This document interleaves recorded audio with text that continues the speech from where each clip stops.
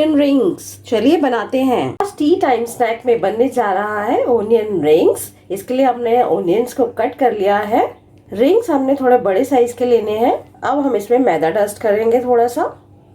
अब ले लिया है एक छोटी कटोरी, उसमें डालेंगे नमक स्वाद अनुसार, चिली फ्लेक्स, ऑरिगेनो, गार्लिक कटा हुआ बारीक, हरा धनिया कटा हुआ बारीक।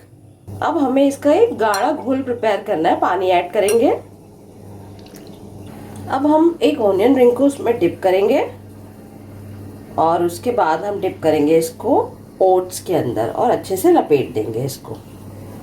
अब हम इन्हें फ्राई कर लेंगे। दोनों साइड से अच्छे से गोल्डन ब्राउन हो गए हैं। अब इसकी प्लेटिंग करते हैं। बहुत ही क्रंची है। रेसिपी पसंद आई हो तो do like and subscribe. Thank for watching.